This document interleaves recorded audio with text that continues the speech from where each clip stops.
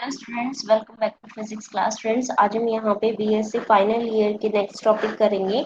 हमने last topic के अंदर लेजर पढ़ लिया था और उसके अंदर जो आपके spontaneous emission, stimulated emission and stimulated absorption के टॉपिक हमने कवर कर लिए थे, राइट। और उसके साथ साथ आइंस्टीन कोफिशिएंट को भी हमने इवेल्युएट कर लिए थे, ठीक है। और उनके क्या क्या रिजल्ट आए थे जिसमें आपने देखा होगा B12 और B21 जो है वो तो आपके इक्वल आए थे। और जो आपका स्पॉन्टेनियस की वैल्यू थी आपकी A21 और बाय B21 की, उसकी आपने रिजल्ट इवेलुएट किया था, है ना। तो आज हम क्या करते हैं, लेजर के आगे टॉपिक्स करते हैं जिसके अंदर हमारा है प्रॉपर्टी ऑफ लेजर्स करेंगे, ठीक है। तो प्रॉपर्टी ऑफ लेजर के अंदर देखते हैं कि क्या क्या हमारी लेजर की प्रॉपर्टीज होती है। सबसे पहले तो ये देखो कि जो प्रॉपर्टी, आप में से कोई पहले ये बताओ कि लेजर की फुल फॉर्म क्या है। मैंने आपको बताई हुई है ना लेजर की फुल फॉर्म,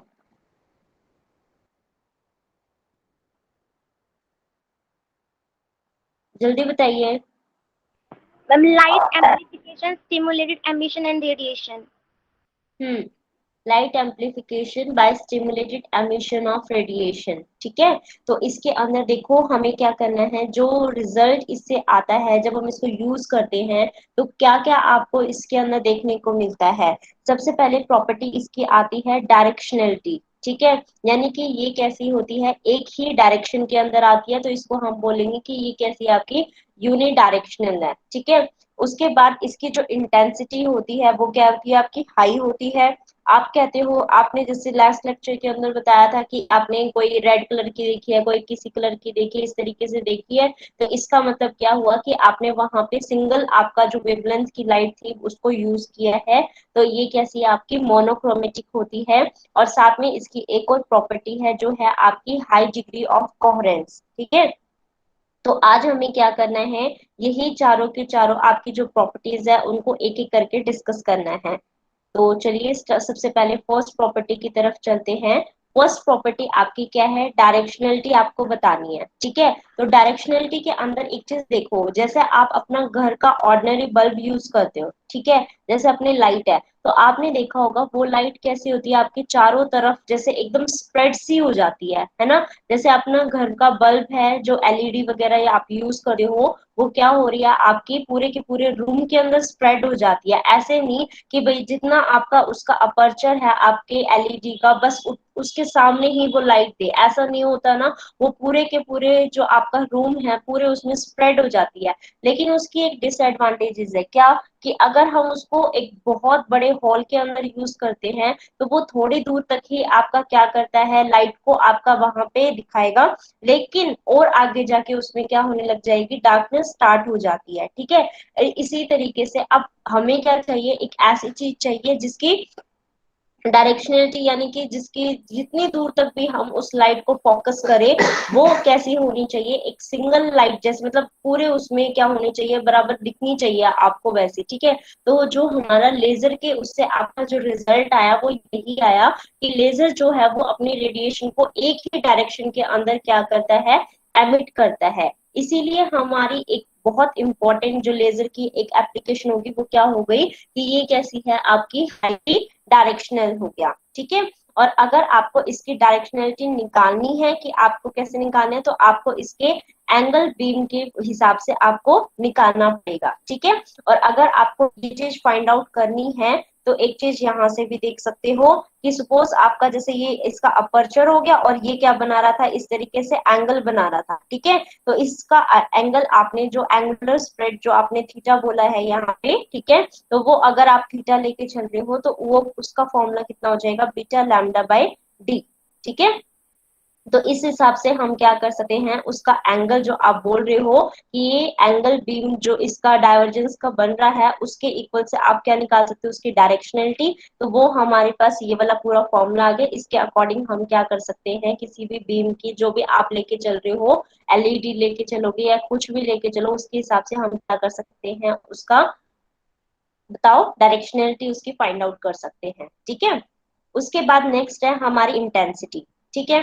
अगर हम इंटेंसिटी के बारे में बात करते हैं तो आपको ये तो पता ही है कि अगर वो एक ही डायरेक्शन में जा रहा है और कहीं पे भी क्या हो रहा है आपका दूसरे उसमें भाई मतलब एमिट नहीं कर रहा दूसरी डायरेक्शन के अंदर, और जिस हिसाब से जितने उसमें इंसिडेंट आपने फोटोन किए थे वो पूरे एज इट इज चल रहे, तो इसका मतलब उसकी इंटेंसिटी भी क्या होती जाएगी, ज्यादा होती जाएगी, क्योंकि जो फोटोन है वो एक ही डायरेक्शन के अंदर आपका आता जा रहा है। ठीक है, तो अब अगर अलग अलग डायरेक्शन में करोगे तो कोई आपका किसी टाइम के ऊपर आपका मतलब हायर स्टेट से लोअर स्टेट के ऊपर आएगा और कोई आपका किस टाइम पे आएगा, तो उससे क्या होता है जो लाइट स्प्रेड होती है वो आपको बाद में क्या होनी स्टार्ट हो जाती है, जैसे मैंने रूम का एग्जांपल दिया, वहां पे इंटेंसिटी कम होने लग जाती है उसकी। ठीक है, वो किस वजह से, क्योंकि इंटेंसिटी को हम कैसे बताते हैं कि कितने एरिया के ऊपर आपके कितने फोटॉन्स लाइट कितनी आपकी इंसिडेंट हो रही है उसके ऊपर, कितने आप मतलब उसके ऊपर फोटोन इंसिडेंट कर रहे हो उस पर्टिकुलर एरिया के ऊपर, उसको क्या बताओगे आपकी उसकी जगह की उतनी इंटेंसिटी हो गई। तो अगर हम उसको ज्यादा कर देंगे तो उसकी इंटेंसिटी भी क्या हो जाएगी, ज्यादा हो जाएगी। ठीक है, ये करने के लिए हम क्या करते हैं, इसको एक चीज से हमने बताया है कि जो हमारा लेजर बीम हम लेके चल रहे हैं उसका जो डाइवर्जेंस है अगर उसको हम स्मॉल कर दे तो हमारी जो इंटेंसिटी है वो भी क्या हो जाएगी, हमारी ज्यादा हो जाएगी। ठीक है, तो अगर आपको इसके लिए भी जैसे हमने पीछे उसका देखा था कि डायरेक्शनलिटी का एक फॉर्मूला था, इसी अकॉर्डिंग हमने क्या किया, लेजर बीम को भी अगर हम कोई पर्टिकुलर चीज पे फोकस करते हैं तो जो उसका डायमीटर है उसके हिसाब से उसके रेडियस की वैल्यू बता देती हूँ। रेडियस आपके पास आ गया तो आप डायमीटर तो अपने आप ही बोल सकते हो कि हाँ इतना आ जाएगा। ठीक है, लेकिन तो अब देखो इसके अंदर क्या हो जाएगा, इसका जो रेडियस होगी आपकी पर्टिकुलर बीम की आप लेके चल रहे हो उसकी रेडियस कितनी हो जाएगी, माइनस आपकी लैम्डा एफ बाई ए, जहां पे लैम्डा आपकी वेवलेंथ हो जाएगी, एफ क्या है आपका फोकल लेंथ है आपका। ठीक है, और ए क्या है आपकी रेडियस। अब ये रेडियस किसकी लेके चलोगे, आपकी मर्जी है, आप या तो कोई लेंस लेके चल रहे हो जिसके हिसाब से इसको बता रहे हो, या फिर अपनी जो लेजर बीम लेके चल रहे हैं उसके हिसाब से बता देंगे। ठीक है, तो अब देखो यहाँ से क्या हो रहा है, अब दो हमने इसके अंदर लेके चले हैं, एक तो पर्टिकुलर हम क्या लेके चल रहे हैं, एक टिपिकल लेंस जिसकी वैल्यू हमें ये दी हुई है। ठीक है, और एक हम क्या लेके चल रहे हैं, 100 वॉट लेजर लेके चल रहे हैं। अब इंटेंसिटी तो आपको पता ही है हम कैसे बता सकते हैं। ठीक है, तो ये हमारा कितने उस पे ये अपने एरिया के ऊपर इंसिडेंट हो रहे हैं उसके अकॉर्डिंग हम उसको बता देंगे। ठीक है, तो हमने मान लिया कि जो पावर है अपनी पावर बाय एरिया हो गया ना, उसको हम क्या बताएंगे, इंटेंसिटी। ठीक है, तो अगर हमने लेजर जो है वो आपकी 100 वॉट की लेके चल रहे हैं तो 100 वॉट के अकॉर्डिंग तो इसका ये हो गया, और एरिया आप बता रहे हो कि भाई हाँ इतना लेके चल रहे हैं हम इसका। ठीक है, तो ये कितना हो जाएगा, 3 × 10⁻⁻12 इसका एरिया, तो पूरा का पूरा जो इंटेंसिटी है वो इतनी हो गई, जो कि आपके 10⁻+13 के रिगार्डिंग है। ठीक है, और अगर हम ये जो पूरा एक लेंस लेके चल रहे हैं जिसकी जो रेडियस है आपकी वो 0.05 मीटर, और जो आपकी फोकल लेंथ है वो 0.1 मीटर, और जो लेंथ है इसकी वो कितनी 5 × 10⁻⁻7 मीटर लेके चल रहे हो। ठीक है, तो उसका एरिया स्पॉट कैसे निकालोगे, अब आपको पता है जो अपर्चर है वो कैसा है आपका सर्कुलर, तो सर्कुलर अपर्चर के लिए आप कैसे बता सकते हो उसका पाई आर का स्क्वायर, क्योंकि देखो यहाँ पे देखो आप लेजर बीम को जो फोकस कर रहे हो जिस रीजन के ऊपर आपका इसके ऊपर कर रहे हो तो उसकी जो रेडियस है वो आपकी लैम्डा एफ बाई ए है।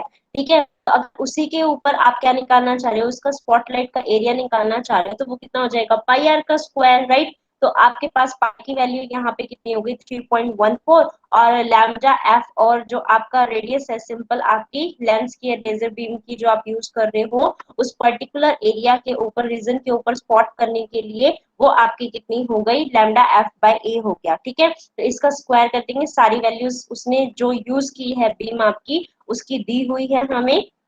तो अगर देखो इस तरीके से हम लेके चलते हैं तो आपको यहाँ से दिख रहा है ये 10⁻⁻12 मीटर है, मीटर स्क्वायर, और ये कितना है 10⁻13 है। ठीक है, तो इसका मतलब क्या हुआ कि हमारी जो मान लो कोई भी आपने पल्स लेजर लिया हुआ है तो उसके लिए जो इंटेंसिटी है आपकी वो कैसी आ जाएगी, आपकी हाई, जितनी आप जैसे ये 100 वॉट का लेजर लिया है आपने तो इसके लिए अपनी इंटेंसिटी भी क्या आ जाएगी, हाई।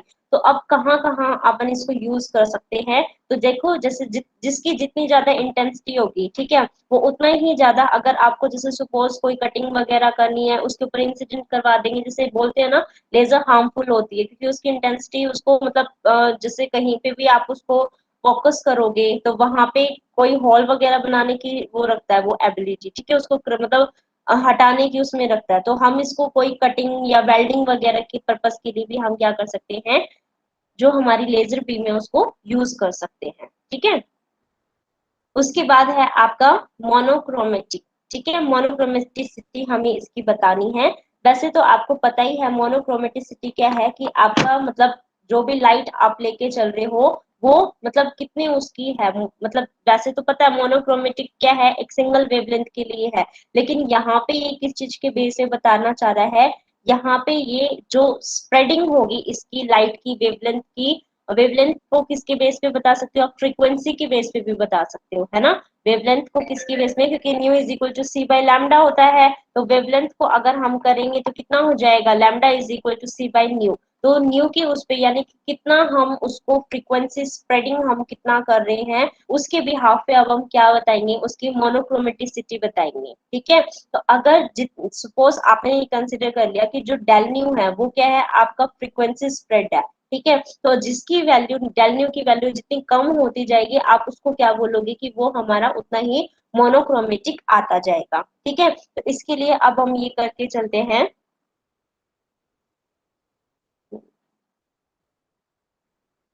तो देखो अब हम क्या करते हैं कि भाई जिसके ज्यादा जो आपकी फ्रीक्वेंसी स्प्रेड है जितना कम वो होगा, उतना ही आप उसको क्या बोलोगे कि मोनोक्रोमेटिसिटी उसकी ज्यादा है। तो अब अगर आपको ये कहा जाए कि आपकी नॉन मोनोक्रोमेटिसिटी अगर आपको कहीं पे भी फाइंड आउट करनी है, तो उसका फॉर्मूला देख लेते हैं कि उसका फॉर्मूला क्या होता है। तो उसका फॉर्मूला है आपका del nu by nu nought. ठीक है, तो del nu by nu nought के उसमें क्या है कि ये जितना भी हमारे पास वैल्यू जो आएगी, तो ये डेल न्यू की वैल्यू जितनी कम उतनी मोनोक्रोमेटिसिटी ज्यादा। तो del nu by nu nought आपकी अगर नॉन मोनोक्रोमेटिसिटी को बताता है, तो इसकी वैल्यू जितनी कम होती जाएगी वो जो चीज है आपकी जो बीम आप लेके चल रहे हो वो उतना ही हाईली मोनोक्रोमेटिक होता जाएगा। ठीक है, तो इसके लिए अब हम क्या कर रहे हैं, कोई एक पर्टिकुलर आपका ऑर्डिनरी सोर्स लेके चल रहे हैं जिसकी जो फ्रीक्वेंसी है वो 5 × 10⁻14 है। ठीक है, और उसके लिए जो फ्रीक्वेंसी स्प्रेड है आपका, जो फ्रीक्वेंसी स्प्रेड है, अगर हम ऑर्डिनरी सोर्स के बारे में बात करें, क्योंकि देखो मेन तो इंसिडेंट जिसके ऊपर फ्रीक्वेंसी लेके चल रहे थे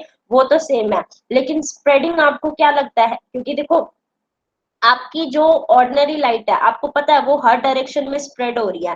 ठीक है, लेकिन जो लेजर बीम है वो तो हर डायरेक्शन में नहीं, एक ही डायरेक्शन में है ना, तो यानी कि उसकी स्प्रेडिंग भी कितनी होगी, कम होगी। इसका मतलब ऑर्डिनरी लाइट का जैसे आपने लिया, तो यहाँ पे हमने ये कह दिया कि इसकी जो स्प्रेडिंग है, सपोज किसी भी हमने ऑर्डिनरी सोर्स जो अपने घर में बल्ब है उसका ले लिया, तो वो कितना है, उसका स्प्रेडिंग 10⁻10 है। ठीक है, और यहाँ पे इसके लिए कितना है, 500 है। तो अगर हम इसको सॉल्व करते हैं तो ये कितना उसका ऑर्डर का आ रहा है, 2 × 10⁻⁵ और ये कितने का आ रहा है, 2 इंटू में 10⁻⁵ का आ रहा है ये, और ये कितने का आ रहा है आपका 10⁻12। तो इसका मतलब क्या हुआ, किसका आपका कम है, जो स्प्रेडिंग है किसमें कम है, लेजर बीम वाले में है ना। इसका मतलब क्या हुआ, क्योंकि ये इसकी पावर कितनी है, 10⁻12, और ये कितना है 10⁻⁵ तो यानी कि -12 अपना कम है, तो इसकी जो स्प्रेडिंग है वो कम है, इसका मतलब लेजर बीम अपना क्या है, हाईली मोनोक्रोमेटिक है। ठीक है,